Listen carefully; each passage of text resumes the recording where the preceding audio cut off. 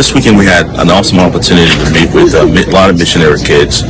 We were at the JARS event where they were showcasing some of the older planes that were deployed during the early part of the century to move Bibles and missionaries to distant countries and nations, including West Africa, particularly Nigeria. So we met some of them, and we kind of got connected. Now, these are children who were born to parents or grandparents who served in the early 20s, even earlier than that, in the times of High Elton in Nigeria. Just connecting with them and understanding their stories. In fact, some of them feel that they're actually from Nigeria because most of them were born in those territories where their parents served. So some of the stories you're going to be hearing, one individual that we have been able to connect with is Debb Forster. And so hear her story and connect to the heart of the Father and how the Lord used their circumstances, their situation to bring the needed gospel of Jesus. One story that was told to me by my mother, but it stuck with me just because it pertains to the power of God and the reality of the supernatural and the angelic realm. So I was living in Africa, in Nigeria, during the Biafran War, which was the early mid-60s. And we had a missionary lady. Her name was Jeanette. She was a single lady, and she was stationed with another couple at this outpost mission station up in northeast Nigeria that was very Hausa.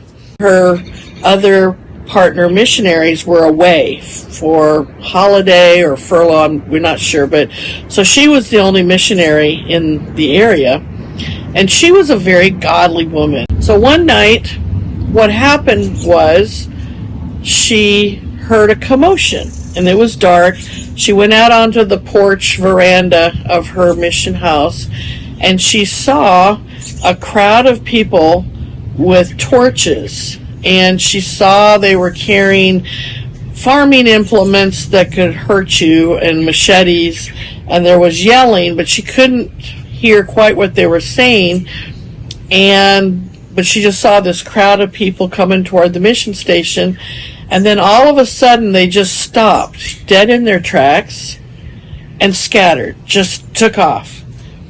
And so she waited a little bit, and no one came back, and she said, well, Lord, I'm going to go to bed, so you'll take care of me.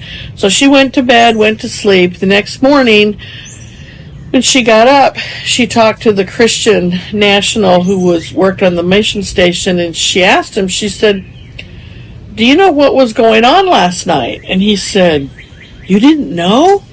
And she goes, no what? And he said, well, happened that the people in town were sitting around and they were drinking and they were talking about this Biafran War, and it was like a mob spirit got on them, and they said, well, we've got to kill the Igbos.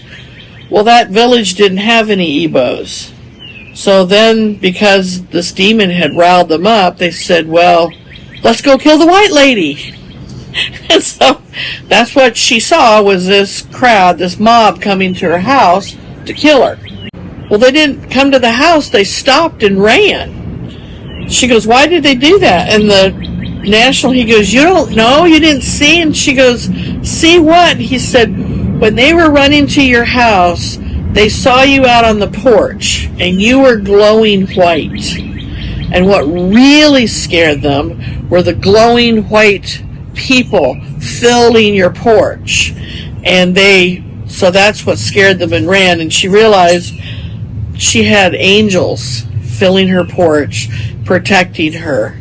And later I heard of a testimony from a former witch doctor who said that the witch doctors could always tell a true Christian from a nominal Christian. They said nominal Christians had maybe a little fire in them, but they knew they could control them.